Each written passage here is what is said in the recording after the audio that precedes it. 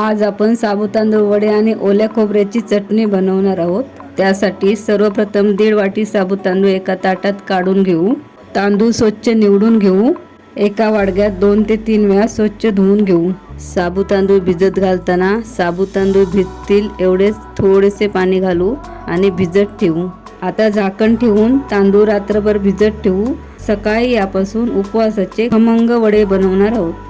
रात्री भिजत घातलेले साबुदाणा तांदूळ आता आपण उघडून पाहूया। तुम्ही पाहू शकता साबुदाणा तांदूळ छान भिजले आहेत।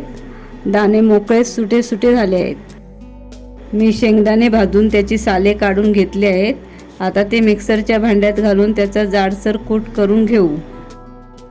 मी 7 बटाटे उकडून घेतले आहेत। बटाटे थंड झाले आहेत, त्याची सालं काढून घेऊ।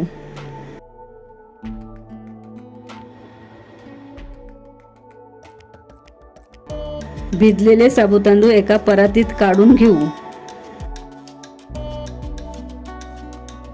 त्यानंतर उकडलेले बटाटे हाताने छान कुस्करून त्यात घालू।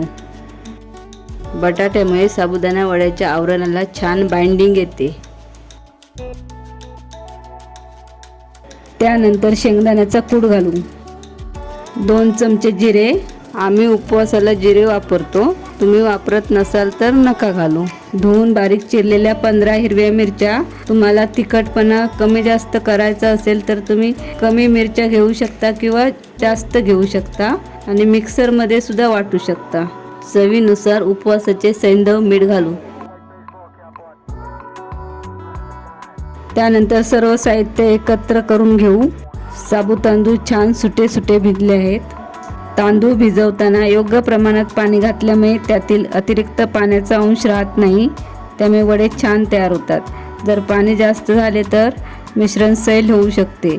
वडे तळताना फुटण्याची शक्यता असते आणि गरम तेलाचे शिंतोडेही उडू शकतात, त्यामुळे पाण्याचे प्रमाण योग्य ठेवणे खूप महत्त्वाचे आहे। आता आपण समान आकाराचे गोळे करून हलक्या हाताने चपटे वडे तयार करून घेऊ।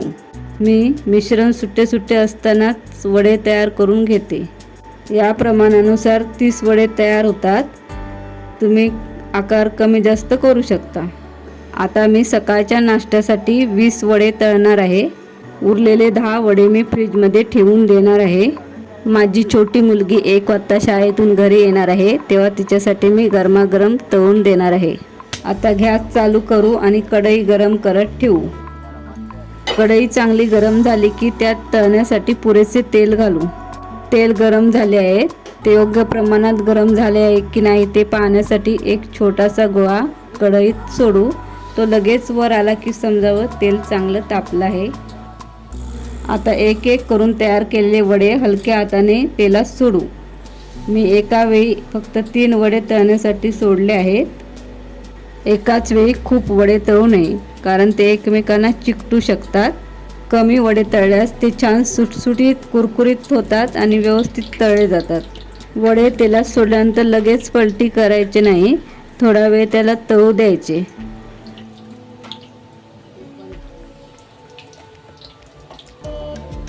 त्यानंतर झाऱ्याच्या साहाय्याने पलटी करून दोन्ही बाजूनी छान सोनेरी व कुरकुरीत होईपर्यंत तळून घेऊ।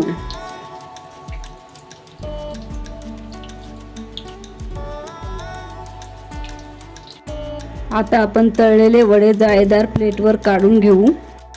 राहिलेले वडेही अशाच प्रकारे तळून घेऊ।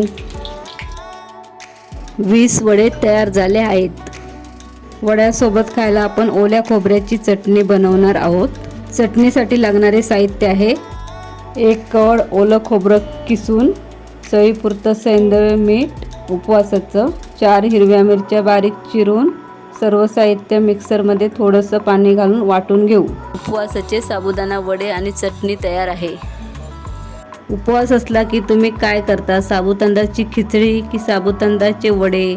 घरात लहान मुलं असेल तर वडे जास्त आवडत असतील, कमेंट करून नक्की सांगा। आमच्या चॅनलवर नवीन असाल तर चॅनलला सबस्क्राईब करा। व्हिडिओ आवडला असेल तर लाईक करा, शेअर करा व कमेंट करा। नवनवीन व्हिडिओच्या नोटिफिकेशनसाठी बेल आयकॉनवर क्लिक करा। धन्यवाद।